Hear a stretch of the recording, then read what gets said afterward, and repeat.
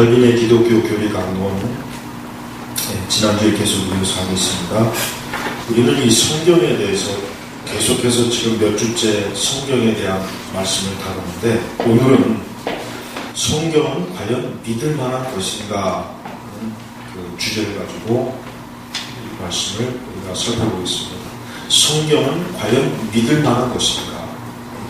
여러분, 이 성경에 대한 의구심은 가장 역사적으로 심했던 때가 언제냐면 18세기부터 19세기, 그 다음에 20세기 초반, 이 시기가 성경에 대한 의구심과 성경에 대한 신뢰 문제에 대해서 가장 많은 논란이 있었던 시기가 사실 이 시기입니다. 왜냐하면 그 시기에 서구에서는 이 자유주의 신학이 태동을 해서 성경이라고 하는 것이 과연 확고한 믿을 만한 근거 있는 문서인가 하는 그 의구심을 신학자들이 본격적으로 가지고 있었습니다. 그럼 이것은 어디에서부터 또 출발하냐면 종교개혁 이후 인문학이 굉장히 발달해서 인문학이 발달함과 동시에 자연과학이 발달했단 말이에요. 그 자연과학이 발달한 그 시기 때부터 성경을 비판적으로 보는 시각이 늘어났습니다. 사실 그 전까지는 기독교 역사 속에서 하나님의 말씀에 대한 의심이 본격적으로 일어났던 시기는 사실 거의 없었습니다.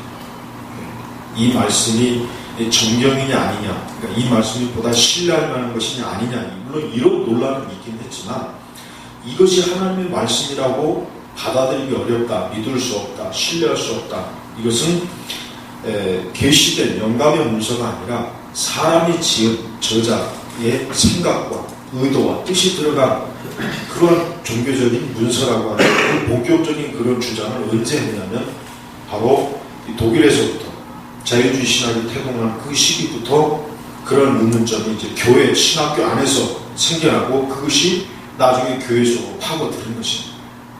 그러다가 유럽은 이미 유럽은 자유주의에 거의 다 점령이 된 상태에서 20세기, 19세기 후반부터 20세기 초반까지 어디로 들어오냐면 미국으로 들어옵니다. 미국은 적어도 그때까지는 거의 대부분의 교파를 막론하고 성경은 하나님의 말씀이기 때문에 믿을 수 있다, 신뢰할 수 있다라는 그 신학과 믿음이 철저했어요. 신학에서도. 그러나 유니온 신학교에서부터 이 독일의 자유주의 신학이 들어와서 나중에 결정적으로 어디에서 가장 크게 무너졌습니까? 프린스턴에서 그레이션 메이챈이나 전통적인 장로교 신학교에서 거기에서 자유주의가 완전히 이겨버리고 승리합니다. 그때부터 미국 교회 안에는 이제 주류, 기독교의 주류가 어디냐면 자유주의가 되어버렸어요. 보수적인 기독교는 근본주의라고 해가지고 완전히 쫓겨났단 말이죠. 변방으로 쫓겨납니다. 변방. 그래서 주류 기독교가 이제는 성경에 대한 그 정의를 새롭게 했어요. 성경이라고 하는 것은 한마디로 오류가 있다. 성경은 영감된 문서가 아니다.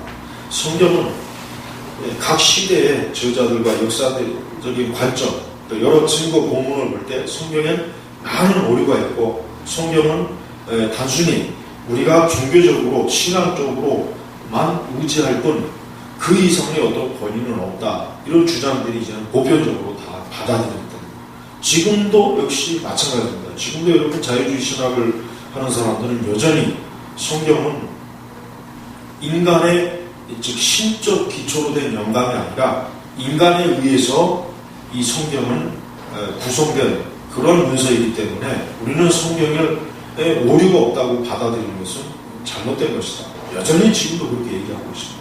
그리고 이제는 그런 전통적인 신학적인 접근 말고 또 다른 접근으로 이제는 성경을 부인하는 것. 그건 뭐냐면 성경 자체가 아까 제가 오전 설교 때 제가 좀 다뤘지만 성경이라고 하는 것 자체가 교회가 의도적으로 자기의 목적에 맞게 성경이 편집한 것이라는 거예요.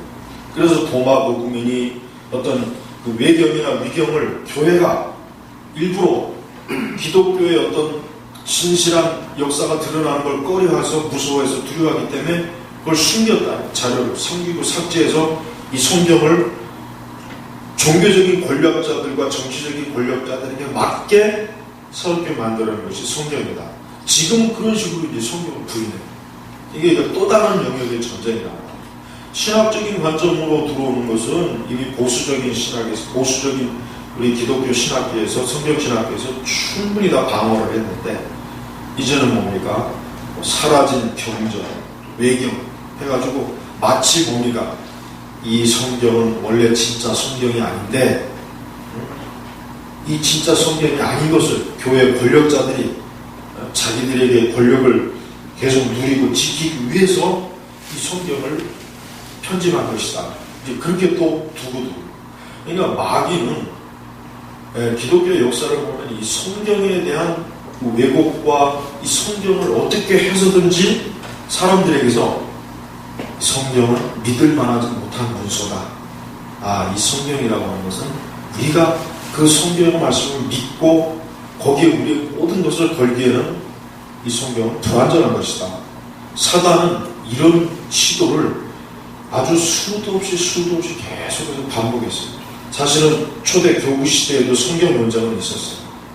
초대 교구 시대에서도 성경에 대한 논쟁은 많았어요. 예를 들면 이미 교구 시대 때는 아직 신약 27권이 완전하게 이게 딱 정립이 안 됐단 말이에요. 신약 27권에서도 예를 들면 누구는 야고보서는 영감된 문서가 아니기 때문에 빼야 된다. 이미 그때 그런 일이 많았단 말이에요. 또 어떤 이단자들은 사복음서 외에 나머지 모든 서신서들은 인정할 수 없다. 사실 그때도 그런 논쟁은 많이 있었습니다. 그래서 우리가 알아야 될 건 뭐냐면, 자, 그렇다면 성경은 과연 믿을 만한 것인가 하는 그 문제를 우리 그리스도인들은 정직하게 좀 대면해야 돼요. 왜냐? 많은 그리스도인들이 하나님의 말씀에 대한 믿음이 상당히 많이 약화되어 있습니다. 정말 많이 약화되어 있습니다. 과거의 성도들은요, 정말 하나님 말씀을 진짜 굉장히 두려워했어요. 정말 이 하나님 말씀 한 구절 한 구절을 하나님의 말씀으로 진짜 받아들였어요. 과거에는. 과거 우리 30-40년 전의 교회, 30년 전 교회 성도들은 이 성경에 대한 눈꼽만큼의 의심이 없었어요. 설령 자기가 이 성경 말씀대로 살지는 못한다 할지라도 이것은 하나님의 말씀이라고 하는 확고한 믿음이 교회 내에 그 누구도 볼 시비를 못 걸었고 의심도 하지 않았다. 그러나 지금은 이 성경에 대한 의구심이 상당히 많았어요. 근데 그 일이 생긴 본격적인 게 어디냐면 이 말씀 보존학회. 이 말씀 보존학회가 킹 제임스를 들고 나오면서 어떤 시도를 했냐면, 어떻게 들고 나오냐면, 킹 제임스 성경 외에는 다른 모든 성경들은 변개된 것이다.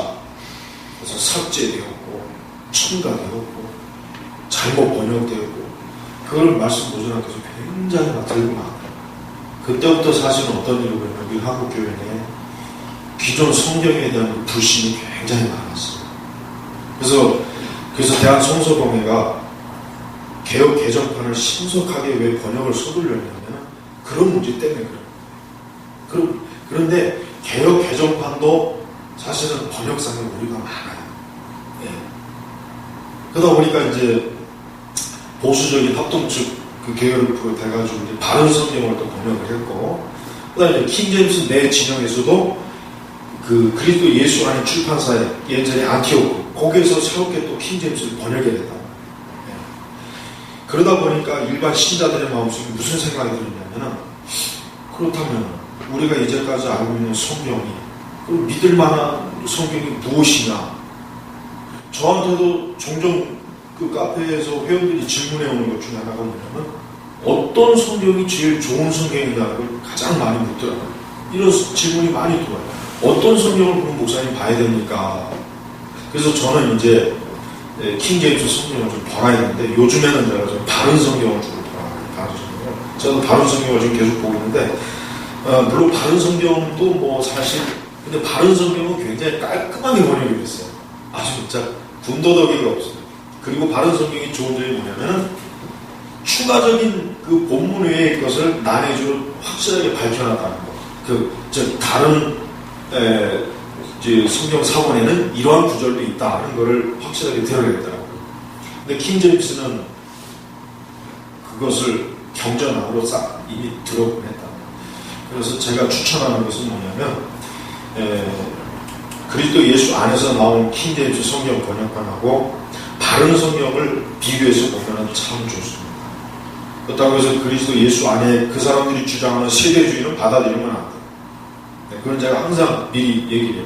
그들이 말하는 세대주의 신앙은 받아들이지 말되 그들이 번역한 성경은 잘 번역이 된 것이니까 이왕이면 개역 개정판이나 개혁판을 보기보다는 그거를 보는 게 낫고, 또 다른 성경도 번역이 참 깔끔하게 잘 돼 있어서 읽기가 좋다.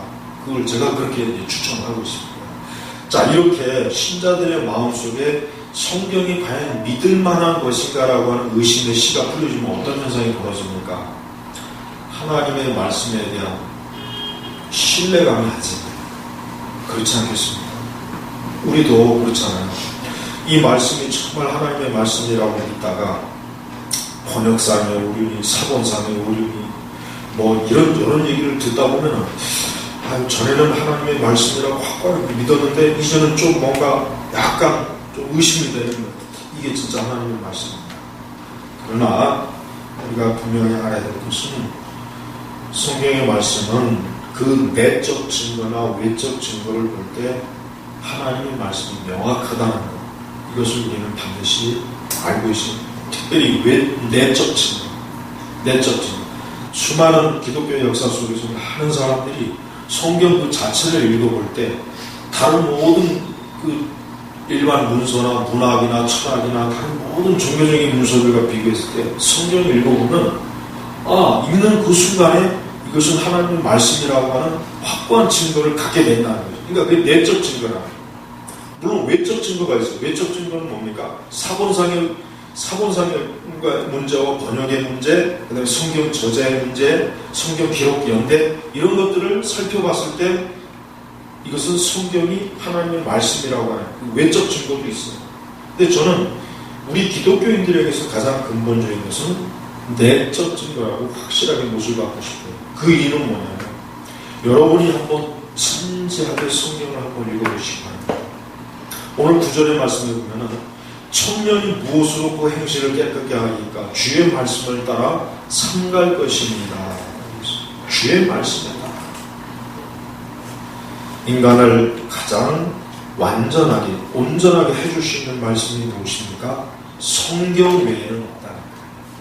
성경 외에는 없다. 여러분, 특별히 이제 동양의 고전들, 맹자나 공자나 그 외 여러 동양에 아주 유명한 고전들이 많이 있어요. 근데 그 동양의 고전들도 보면은 굉장히 참 깊이가 있어요. 깊이가 있고 참 어떻게 이렇게 옛날 사람들이 이렇게 참 대단하다. 정말 옛날 사람들이 지식이라는 게. 그러나 그런 고전들을 읽었을 때 또 서구의 고전들, 예를 들면 플라톤의 글이든지 아리스토텔레스든지 소크라테스든지 아니면 중세 유럽의 그 철학자든지 그들의 많은 저작들을 우리가 봤을 때 사람들이 읽었을 때 이 성경을 가지고 그런 걸 읽었을 때 이것이 참 나를 내 생명을 내 영혼을 구원해주는 말씀이라 그리구나. 과연 그런 감동을 주겠느냐 하는 것이 없죠. 전혀 없습니다. 뛰어난 고상한 어떤 철학이나 이해와 지식은 주이지만 우리가 성경을 읽었을 때 이 성경이 결국 뭘 증거하는 것입니까? 지난주에 제가 말씀드렸잖아요. 예수 그리스도를 증거하는 것입니다. 성경의 주제는 뭡니까? 예수 그리스도를 주장하는 것입니다. 하나님께서 성경을 우리에게 주신 목적은 단순히 고대 문서로서 고대 이런 일이 있었다 저런 일이 있었다 어떤 종교적인 교훈을 주고자 하는 것이 아니라 당신의 아들 예수 그리스도 그분을 증거하기 위해서 성경을 주신 거라. 그래서 창세기부터 계시록까지 모든 역사를 보면 예수 그리스도가 그 중심에 있어요. 그 중심. 그래서 그리스도를 계속 얘기하는 거예요. 그러니까 사람들이 성경을 읽을 때 이 성경에서 뭘 봐야 됩니까? 예수님을 봐야 됩니다. 단순히 창세기를 보고서 창세기는 참 재미있구나. 거기는 아브라함도 나오고 이삭도 나오고 거기는 뭐 여러 사건 아니죠. 창세기 주제는 그리스도라는 거예요. 아가서도 마찬가지입니다. 아가서는 영감 문서로서 가장 많이 시달림 받았어요. 왜? 이게 어떻게 거룩한 경전이 되냐. 남녀 간의 사랑을 막 노골적으로 얘기했는데, 근데 그것도 결국은 경전, 하나님 말씀. 왜? 그리스도와 교회와의 사랑을 영감으로 아가서는 표현한 거예요. 여러분, 우리는 성경에, 즉 하나님께서는 성경을 신적인 말씀으로 영감해 주셨는데, 그 주제와 그 핵심은 뭐냐면 예수 그리스도라. 그래서 어떤 청교도는 신자가 성경을 읽을 때 모든 구절마다 예수 그리스도를 만날 수 있다, 그렇게까지 얘기했어요.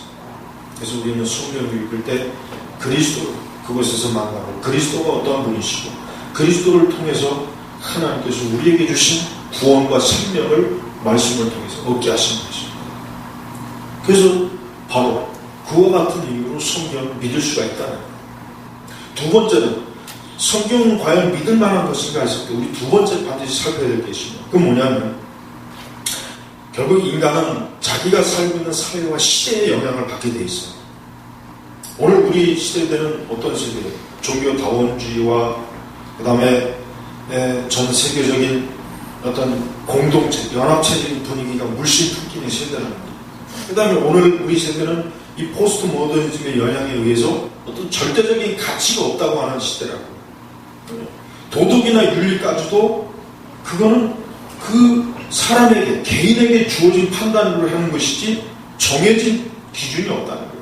자, 동성애도 여러분, 옛날에는 동성애라는 것은 설령 하나님을 믿지 않는 사람들도 그거는 뭐 정말 너무나 더럽고 추잡한 거로 알았지. 근데 지금은 어때요? 동성애 하는 사람에게 있어서 그건 그 사람의 도덕과 윤리라는 거예요. 그건 그 사람의 도덕과 윤리니까 누구도 그거에 대해서 얘기하면 안 돼. 그걸 죄라고 얘기하면 안 된다. 이렇게 지금 얘기해요. 종교? 여러분, 기독교가 배타성 있는 종교라고 하는 것은 이미 오래전부터 알려져 있었고 다 인정했어요. 그러나 지금은 예수 그리스도만이 하나님의 아들이시고 기독교만이 구원이 있다고 얘기하면은 이제는 그런 설교와 그런 가르침을 함부로 하기가 어려운 시대가 될 뻔했어요. 이게 우리가 사는 시대라고. 그러니까 사람들의 가치 기준이 다 제각각이에요. 제각각. 사사기에 그랬잖아요. 그 시대는 왕이 없으므로 각각 자기의 소명대로. 그러니까 자기가 원하는 대로 하는 거예요. 우리 시대도 마찬가지예요. 우리 시대도 어떠한 기준이 없는 거예요. 무슨 기준을 가지고 판단할지 사람들이 혼란스러워요. 그러니까 사람들이 더 방황하죠. 더 혼란스럽죠. 더 고통스러운 거예요, 사실. 자기를 억압한다, 강압을 한다, 그렇게 말들은 하지만 사실 그것들이 없으니까 어떻게 됩니까? 사람들은 혼란스러워요. 어떤 것이 기준이 될지 모르는 거예요. 그러니까 대학생들이나 지식인들을 보면은 그들이 가지고 있는 지식이라는 것은 그들 자신조차도 보호해주지를 못합니다. 성경은 절대 유일무이한 진리입니다. 표준이에요. 기준자가 되는 거예요. 세상의 모든 철학이든 어떠한 지식이든 어떠한 종교든지 간에 성경에 딱 맞지 않는 것들은 다 오류가 있는 거예요. 틀린 거예요. 그러니까 우리 그리스도인들은 성경의 말씀에 대한 확고한 신뢰가 없다면 우리도 길을 잃어버립니다. 우리도 길을 잃어버려요. 내가 어떻게 해야 될지를 모르는 거예요. 하지만 성경에는 명확하잖아요. 성경에는 우리 인간의 문화와 우리의 사고와 철학과 종교와 우리의 모든 이 세상에 있는 다양한 것들을 성경은 명확하게 인간에게, 사람에게 정리해 주셨습니다. 그래서 성경을 통해서 우리는 진리가 무엇인지를 알 수가 있는 것입니다. 진리가 무엇인지. 성경을 우리가 믿지 못하고 성경을 이제는 확신하지 못한다면 그러면 어떤 것을 확신하고 어떤 것을 믿을 수가 있겠습니까? 아무것도 없습니다. 사실 오늘 우리 시대 자체가 어떤 것도 믿을 수 없으니까 결국 뭐예요? 너 자신만 믿어야 돼. 너의 직관적인 감정, 너의 직관적인 사고만 믿어야 돼. 그러니까 지금 사람들이 중요하게 여기는 게 뭐예요? 냉철하게 판단하고 이성적으로 분석하는 것보다는 충동적이잖아요. 자기가 느낌에 좋으면 다 좋다고 여기는 거잖아요. 광고도 그래요? 그럼 광고를 보면은 그 광고 내용 자체가 뭡니까? 어떤 사람들에게 지식을 주게 하는 광고가 아니잖아요. 보는 사람들로 하여금 마음에 확 어떤 필이 꽂아가지고 내가 저것을 사고 싶어 한다는 마음만 주면 되는 그 광고는 딱 잘 만들어요. 지식을 줄 필요가 없어요. 왜 지금 사람들은 지식을 가지고 움직이는 게 아니라 자기 마음의 충동으로 움직이는 세대예요. 뭐든지 자기 마음의 충동으로 내가 좋으면 다 좋은 것이에요. 이것이 모든 영역에 다 뿌리미치고 있습니다. 남녀 간의 결혼의 문제도 있죠. 인간관계의 문제 있죠. 우리 인간 사회에 이것이 전부 다 뿌리내리기 때문에 지금 세상을 산다는 것은 굉장히 피곤합니다. 만약에 우리가 50년 전이나 60년 전, 100년 전에 우리가 살았다면 적어도 이렇게 우리가 머리가 복잡하지는 않을 거라고. 굉장히 단순했던 사회예요. 그러나 지금은 단순하지가 못해요. 굉장히 어느 누구도 할 것 없이 모든 사람들의 머리가 어떻게 해요? 터질 것만 같은 거예요. 지식과 정보는 굉장히 많은데 이거를 어떤 근거에 의해서 정리를 못하는 거예요. 정리를. 컴퓨터가 축적된 자료를 컴퓨터가 그 정보를 처리를 못하게 되면 어떻게 되겠습니까? 컴퓨터는 기능을 못하죠. 사람이 그렇게 된다고 생각해 주시죠. 절대적인 성경의 하나님의 진리를 모르고 있는 사람에게 모든 문화의 지식, 정보, 사고, 인간의 성향이 막 한꺼번에 들어온다고 생각해 보시죠. 그 사람이 견뎌낼 수가 있겠습니까? 견뎌내지 못한다. 사실 엄밀히 얘기해서 오늘 이 사회와 이 시대에 사는 사람들 중에 정신병에 걸리지 않은 사람들은 저는 없다고 생각해요. 진짜 하나님의 진리의 말씀으로 확고하게 쓴 사람들 빼놓고는 다 사실은 정신병자들이에요. 네, 전부가 정신이 이미 썩어 들어가 있어요. 잘못된 지식으로 썩어 들어가 있어요. 제정신을 가지고 있는 사람은 없어요. 그렇기 때문에 성경은 더욱더 믿을만하다는 것입니다. 왜? 성경은 진리이기 때문에. 성경은 변함없는 우리 인간의 모든 성향과 태도와 지식에 있어서 가장 표준이 되는 근본을 제시해주기 때문에 성경을 믿을 수가 있는 것입니다. 서양의 모든 법체계는, 현대 법체계는 성경에서 전부가 다 유리한 것입니다. 그렇기 때문에 합리적이고 체계적인 법을 만들 수가 있었어요. 그러나 이것이 20세기에 들어와서 이 법마저도 포스트 영향을 받아요. 이 법조차도 이제는 막 근간이 힘들죠. 우리나라 그 사법 부르고 여기 무슨 법을 전공하는 우리 학생들도 있죠. 청년도 있죠. 나는 가끔가다 판사들도 그렇고 법을 만드는 놈들도 그렇고 나는 진짜 쟤들이야말로 진짜 사이코다. 쟤들이야말로 정말 이거는 범죄자보다도 더 아주 사이코들이다. 이런 생각이 많이 들어요. 정상적인 법도 만들어지지 않는 지금 적어도 법이 정상적으로 만들어지게 되는데 지금은 법 자체도 정상적으로 만들어지지 않는 상황이에요. 왜 그렇습니까? 진리를 상실하기 때문에. 진리가 없다고 하는데 법조차도 뭐가 진리겠어요? 여러분, 성경은 정말 여러 가지로 우리 사람에게 유익합니다. 성경은 우리 인간을 온전하게 합니다. 어떻게 온전하게 합니까? 영적으로 먼저 온전하게 하죠. 그 영혼이 하나님의 생명의 말씀으로, 사람이 빵으로만 살 것이 아니요 하나님의 말씀으로 산다 그랬죠. 하나님의 말씀이 없는 인간은 이미 그 인간은 사망 선고를 받아서 이미 오래전에 죽었다고 봐도 틀림없습니다. 하나님의 말씀이 없다는 인간은 온전할 수가 없습니다. 그 다음에 도덕적 윤리적으로 무엇이 옳은지를 어떤 기준에 의해서 판단할 거예요. 공자나 맹자야? 공자나 맹자가 그렇게 대단하게 잘했더라면 중국의 역사를 보면 얼마나 혼란스러운 역사입니까? 공자나 맹자도 어떤 판단 근거 기준이 있었다면 뭐예요? 하늘.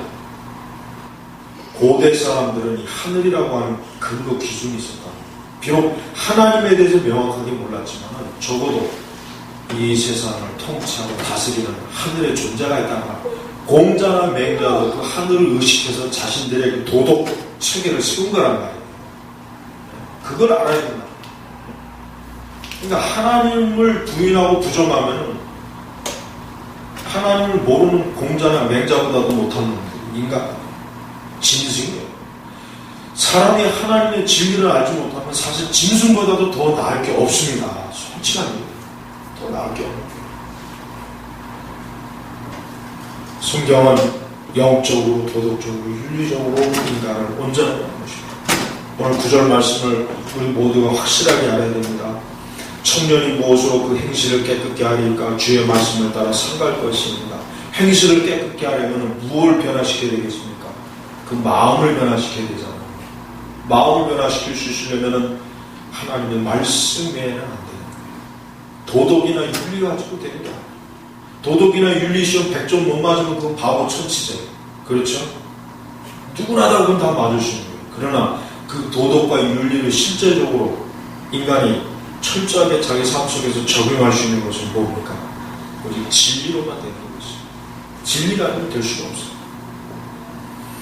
또한 성경은 우리 인간의 마음과 생각을 바르게 잡아줍니다. 바르게 잡아줘요. 인간의 마음과 생각을 바르게 잡아줘요. 11절에 보면은 내가 주께 범죄치 아니하려 하여 주의 말씀을 내 마음에 두었나이다. 왜 말씀을 마음에 두었겠습니까?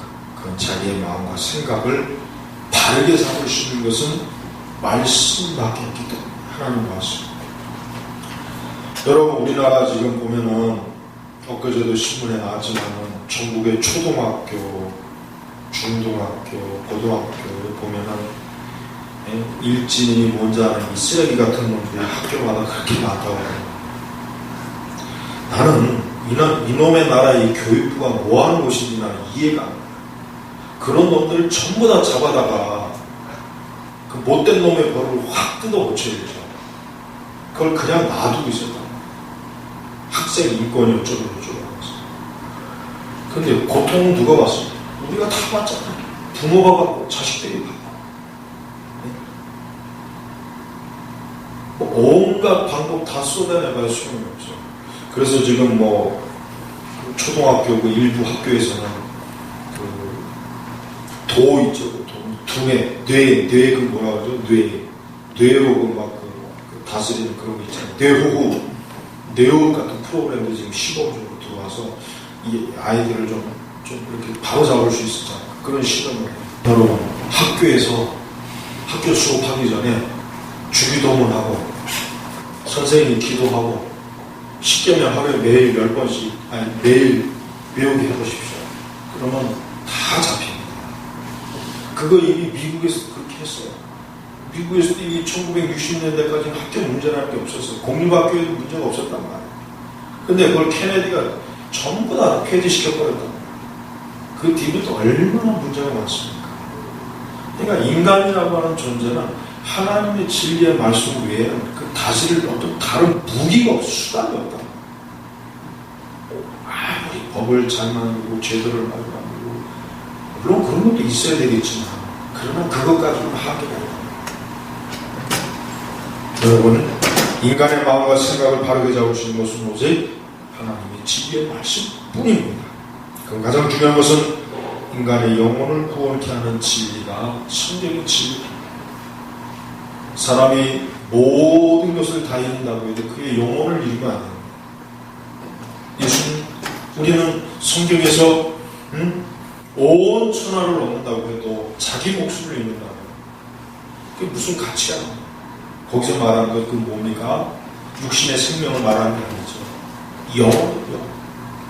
우리가 하나님의 말씀을 알지 못하고 하나님의 말씀을 통해서 우리의 생명을 얻지 못한다면 설령 온 세상을 다 우리가 얻는다고 무슨 소용이 있겠어요? 아무 소용이 없다. 성경은 그렇기 때문에 확고하게 믿을 수 있을 만한 권위와 능력이 있는 거룩한 하나님의 말씀인 것입니다. 우리는 성경의 말씀에 대한 그 어떤 회의적인 생각을 가져서는 안 돼요. 마귀는 신자들이 교회를 열심히 다니고 종교적인 생활을 열심히 하도록 합니다. 그걸 방해하지는 않습니다.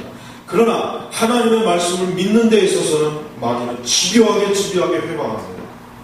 하나님 말씀 믿지 말아라. 그 말씀은 왜곡되었다. 그 말씀은 짜깁기 된 것이다. 그건 인간의 종교적인 문서다. 그건 이미 고대 다른 종교에서 그 옛날에 유대 그 교사들이 다 짜깁기해서 만드는 급조된 문서다. 이런 거짓말을 얼마나 많은 사람들입니다. 마귀가 제일 좋아합니다. 생명의 말씀을 믿지 못하게, 접근하지 못하게 만드니 얼마나 이 사단이 아주 춤을 추죠.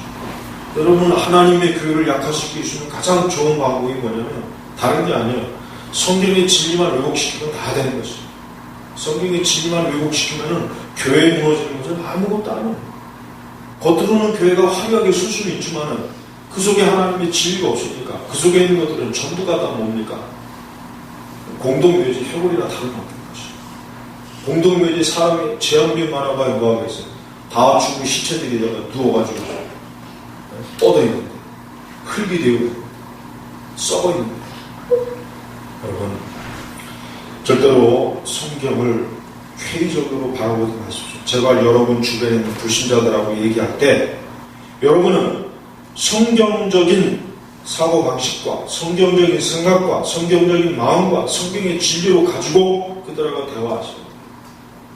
그들이 가지고 있는 세속적이고 거짓된 그러한 논리와 사고와 이해 방식과 또 심지어 철학으로 그들이 들이댈 때 여러분은 성경으로 그걸 맞받아쳐야 됩니다. 우리 진리의 말씀으로. 그래서 우리 그리스도인들은 이 하나님의 말씀을 가장 중요하게 합니다. 그래서 오늘 말씀이 뭐라 그랬습니까? 내가 모든 재물을 즐거워한 같이 주의 증거의 도를 즐거워하였나이다. 내가 주의 법도를 묵상하며 주의 도에 주의하며 주의 율례를 즐거워하며 주의 말씀을 잊지 아니하리다. 이 하나님의 말씀이 뭡니까?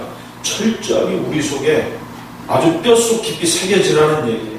뼛속 깊이. 이 시편 119편 전체가 성경에서 장수로는 가장 긴 장인데 이 시편 119편 전체 주제가 뭡니까? 하나님의 법, 하나님의 말씀이에요. 176절이 전부가 다 뭘 얘기합니까? 하나님의 법도 계명, 율례 다 이걸 얘기합니다. 얼마나 하나님께서는 인간이 하나님의 진리의 말씀이 아니면 안 된다는 것을 아주 반복해서 아주 여러 내용으로 지금 말씀을 하는 것입니다. 여러분 제발 이 세상에 있는 것은 엄청나게 귀하게 여기면서 세상에 막 재물과 명예와 명성과 막 이 세상이 그런 것들을 귀하게 여기면서 말씀은 그냥 개떡같이 여기는 그러한 사람들이 되면 정말 그것은 참 불행한 일이고 저주가 아닙니다.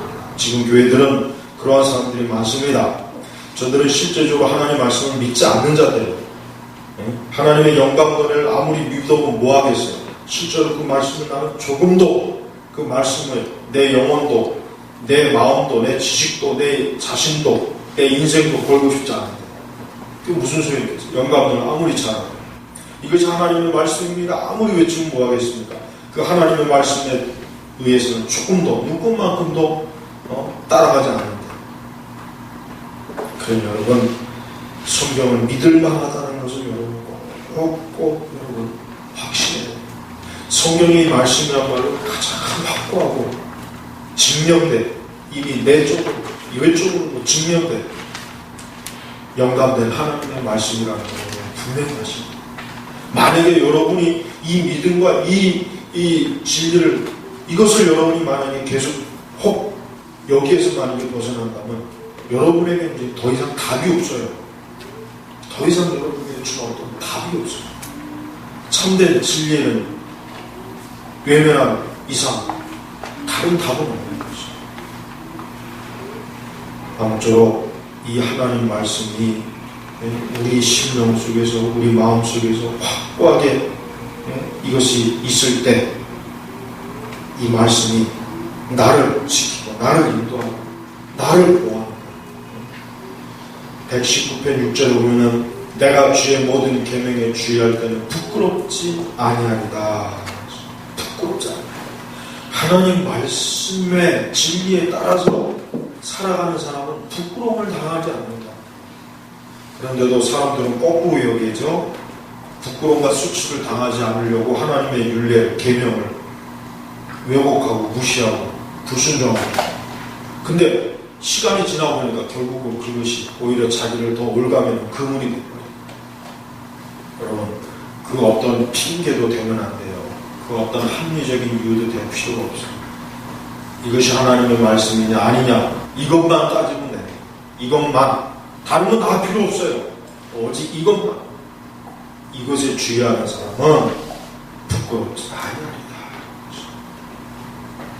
우리 시대 그리스도인들은 만에 하나, 그저 10,000명에 겨우 한두 명만 하나님의 말씀에 따라 살지, 나머지는 하나님의 말씀을 그냥 입으로만 하나님의 말씀이라고 그러고 사는 사람은 거의 다입니다. 그 모든 영향이 바로 이 오순절 은사주의 때문에 다 그래요. 이 오순절 은사주의 광신자들, 이 정신병자들이 이 체험을 부르짖는 사이에 교회는 하나님의 말씀을 다 잃어버렸어. 다 놓쳐버렸어. 그러니까 오순절 은사주의는 이단이에요. 저 여의도 순복음교회나 이 순복음 계열들은 다 이단이라고 얘기해요. 저걸 정상적인 저 교회라고 보니까 지금 조영기 목사 옛날에 70년대까지만 해도 다 이단으로 쳤단 말이에요. 장로교에서. 근데 저 이단이 지금은 뭐 한국 교회 대부가 돼가지고 누구도 그 권위를 손상 못해요. 누구도.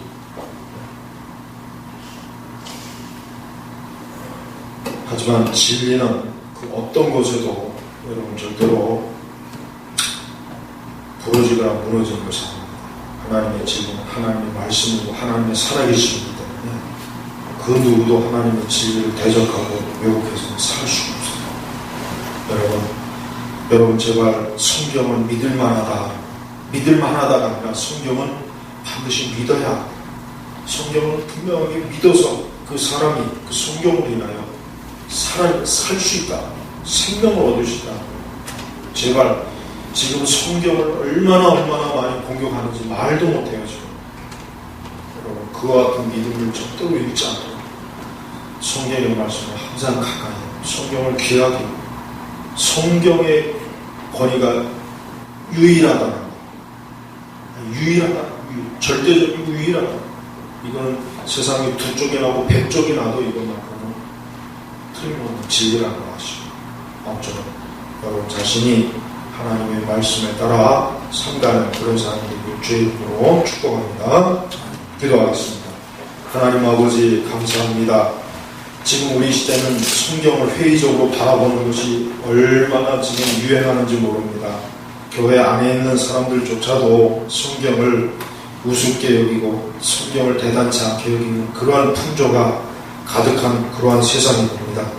이럴 때일수록 우리 개혁신앙을 가지고 있는 저희들은 참으로 성경에 철저하게 뿌리내린 믿음을 갖고 그 어떤 바람과 유행에 의해서도 흔들리지 말고 생명의 진리에 우리 자신을 철저하게 뿌리낼 수 있도록 도우시옵소서. 감사하며 살아계신 우리 주 예수님의 이름으로 기도 올립니다. 아멘.